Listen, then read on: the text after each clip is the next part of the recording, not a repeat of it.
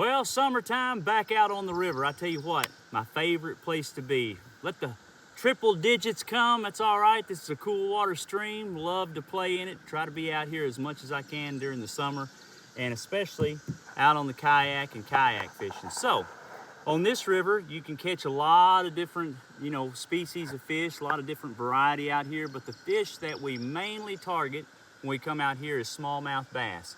Now this stream right here is what they call a quality stream in the state that we live in. And it's just, I tell you, it is really a quality stream, just like the definition there. And it just has a lot of clear water, some deep holes, a lot of it's only about knee deep, but a lot of fish inhabit this river. So we're targeting smallmouth fish, so I thought I'd show you a few of the baits that I always use. So we're gonna look here into don't carry a big tackle box, just a small one here, one that'll float in case I was to flip over in the kayak, but hopefully that's not gonna happen today. Anyway, so as you can see in here, I've got a lot of tubes and a lot of different colors. And really, I don't know why I have that many colors here in the box, because predominantly I only use one color. So I'm gonna show that to you here in a minute. So anytime you go fishing, whether it be a stream like this, a lake, a pond, you're gonna really probably go after a target fish. And if you're gonna go after that one species of fish, you need to know what they normally eat.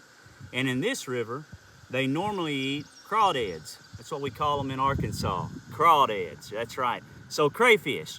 This river has a lot of crawdads in it, and so the smallmouth bass, that's typically, well, that's not typically, that is their main food source in this river, besides a lot of the small shiners and all, but mainly crawdads. So you want to get something and you want to work that lure like it mimics a crawdad.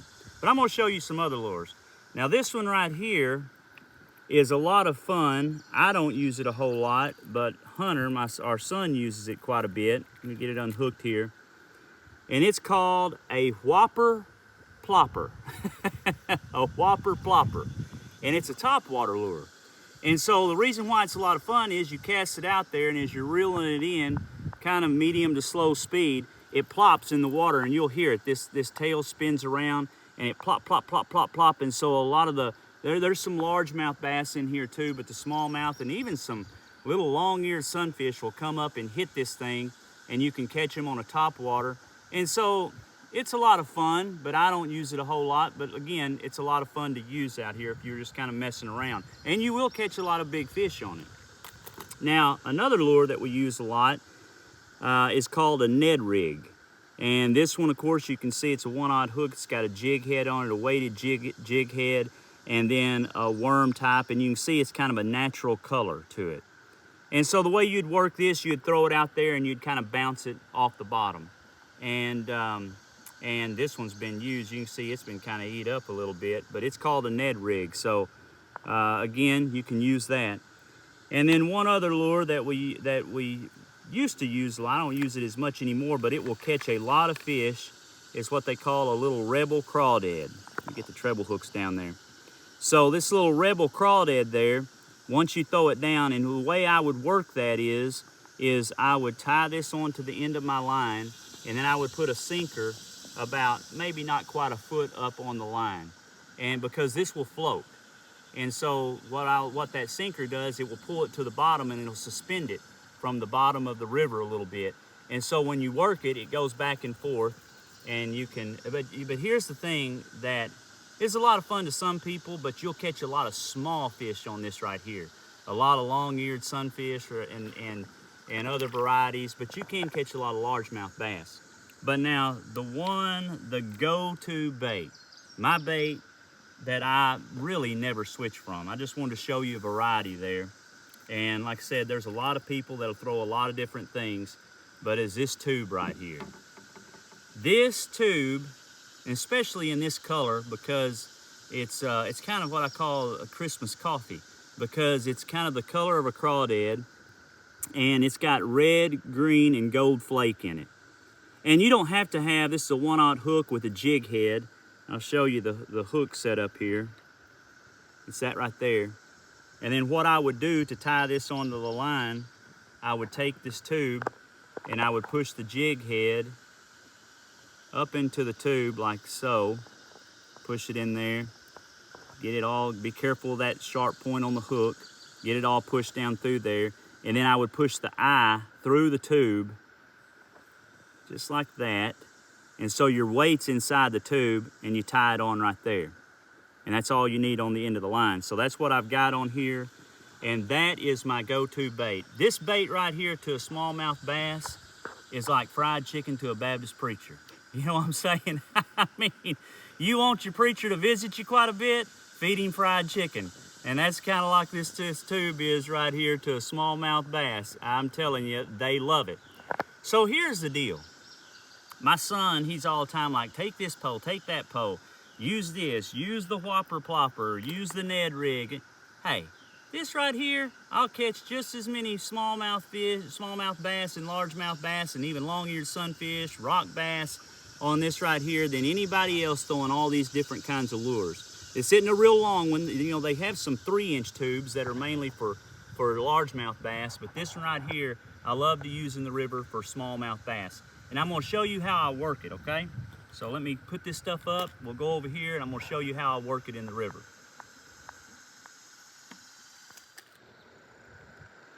All right, so most of the time we're fishing out of the kayak. When we come to a pretty good hole, then we'll get out of the kayak. We might swim or something, but typically this is a pretty good hole for smallmouth bass. It kind of gets deeper over there and it's right off the edge of this running water, and they kind of hole up because what the water's doing, it's flowing this way. That's the way the river's going. But when it comes down through here, and this is what you want to look for when you're fishing a creek or a small river like this right here, what you want to look for is you want to look for that water that's coming down, and then it kind of swirls around and goes back around this way. And those fish will set up if there's a deeper hole out there, and they'll try to catch that bait fish that's coming back around. And so we're going to cast over in there. And the way I normally work this is I'll cast it out, and when I cast it out, I'll let it set for just a second, and I'll watch my line, because a lot of times, especially these smallmouth bass, they're so aggressive. A lot of times what they'll do is they'll hit it right when it hits the water, and I can see them hit it with my line, because my line will take off, and then I'll close the bail here on this open face reel, and then I'll set the hook. All right, but I'll wait and see if that happens. If it doesn't happen, I'm going to bump, bump, bump, and then let it fall. Bump, bump, bump, and I reel as I'm bumping the lure and letting it fall. I mean, because that's kind of imitates a crawdad. Because if you ever put your finger down there to a crawdad in the water, you'll see him, he'll bump backwards, and then he'll stop and fall. So that's what you're trying to mimic. So let's cast it out here and see if we can find a fish.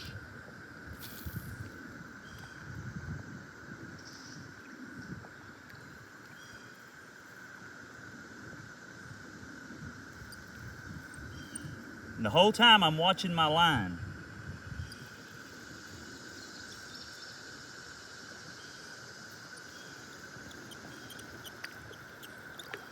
All right, let's try one more cast a little bit further into there.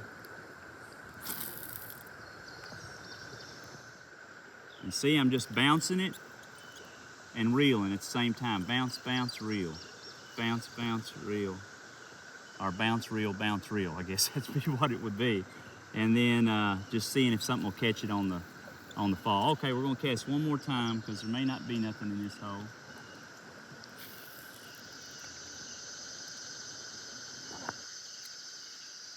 Oh, there he is.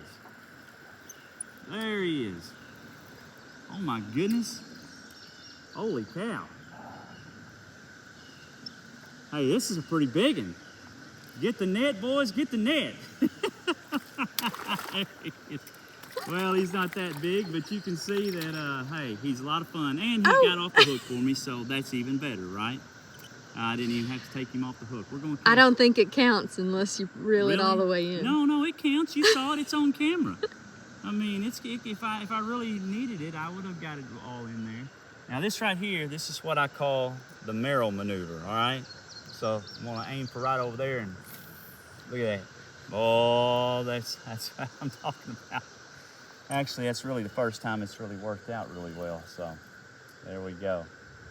All right, well, we caught one out of this hole. Wasn't very big, 10 or 11 inches, but hey, that's a lot of fun. That's the thing about a smallmouth in these small creeks. 10 or 11 inch fish feels like 1.5 pounds, 2 pounds. So we're gonna get back in the kayaks. Well, matter of fact, first I want to show you how I fish some swift water. So let's walk back over here real quick.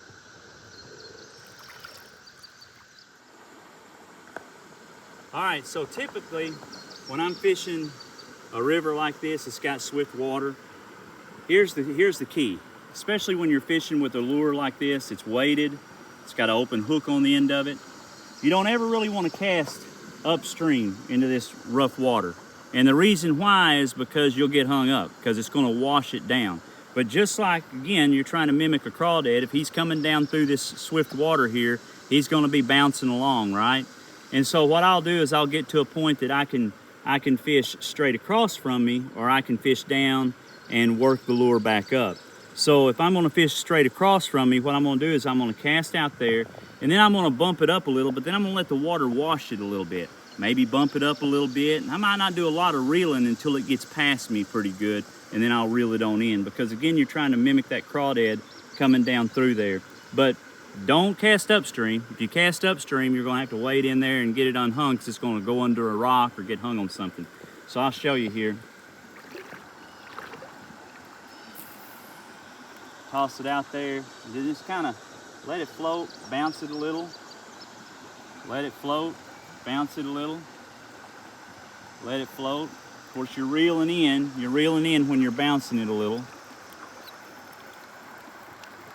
And then I'll reel it on back in, but you're just kind of working this swift water. And we'll go straight out in front of me there. And I'm gonna bounce it, reel in some slack. Bounce it, reel in some slack. And there we go.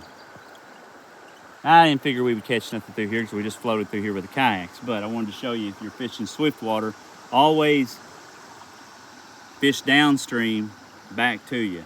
Never upstream back to you, because again, you'll get hung up. So let's get in the kayaks, go see if we can find a depot. Let's go.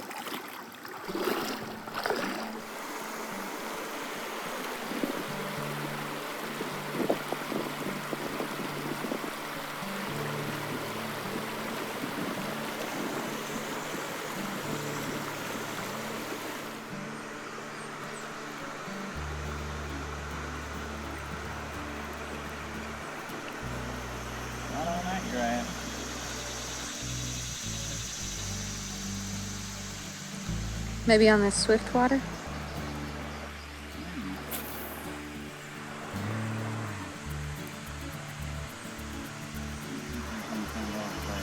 I would thought there would be something in that shade.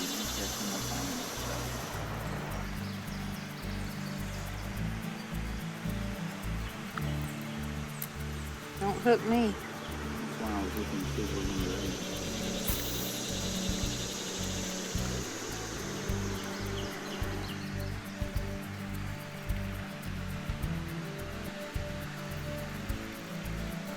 Nothing there, folks. Nothing to see. Nothing to see. Okay.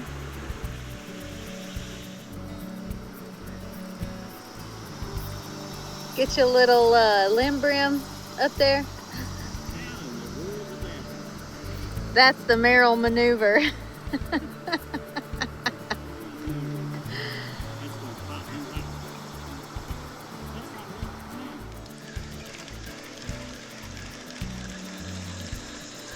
Tell you where one's going to be. One's going to be right straight in front of me, over there underneath that tree roots. Because there's a fairly good hole over there. So let's cast over there once we get past this rock.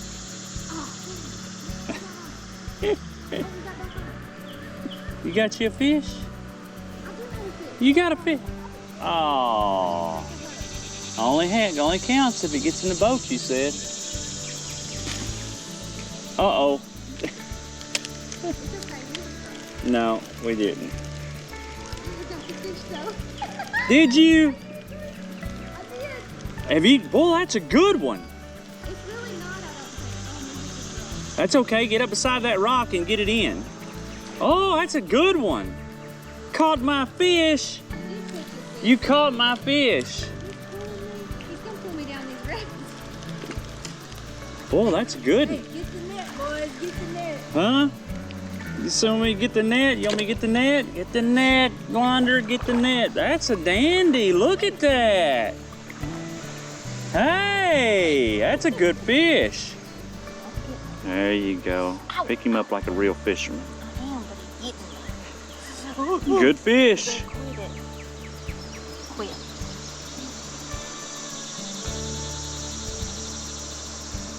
There you go. I'm sorry.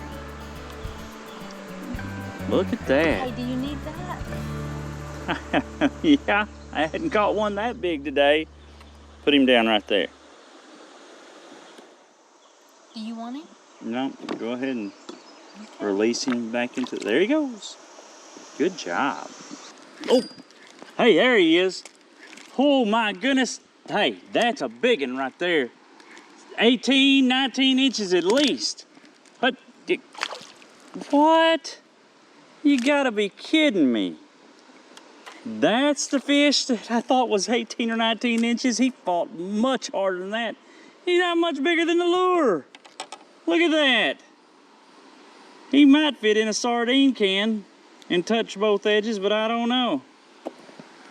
Hey, that dude was a fighter. I thought we was going to have to get the net. Guess not though. Not quite as big as what I thought it was. Impressive. I know, right? Go back in there, buddy. See if we can catch your daddy. I need to back up because that's a good spot right there. Out here on the river, we have a lot of fun reeling them in. And that little guy, well, I just knew he was going to be huge. But when I pulled it in, that little thing was nothing. You know what? It sure put up a fight, though. He definitely gave me a run for my money, as we say. But in the end, it ended up not even being worth the fight. Just tiny. Sometimes problems come up in life and they feel a lot like that fish. I mean, they feel huge. You know, you think it's going to be something so bad, and you're anxious, worried, you lose sleep at night, you complain about it and fret over it. And for what? You know, in the end, when we see it for what it really is, it's really not that big, and especially not that big for God. With man, it can feel impossible, but with God, anything is possible. So what should we do when we feel something tugging at our line? Something trying to pull us off course, and it just feels huge. You know what the Bible says? We shouldn't worry. In Matthew 6:34, it says, "Take therefore no thought for the morrow, for the morrow shall take thought for the things of itself. Sufficient unto the day is the evil thereof." We should always take it to the Lord in prayer. Listen to what Paul says in Philippians 4:6-7. "Be careful for nothing, but in everything by prayer and supplication with thanksgiving let your requests be made known unto God. And the peace of God, which passeth all understanding, shall keep your hearts and minds through Christ Jesus." And while we are praying, we should cast our burden on Jesus as well. Give your worries, fears, and troubles to the Lord. In 1 Peter 5:6-7, it says, "Humble yourselves, therefore, under the mighty hand of God, that he may exalt you in due time, casting all your care upon him, for he careth for you."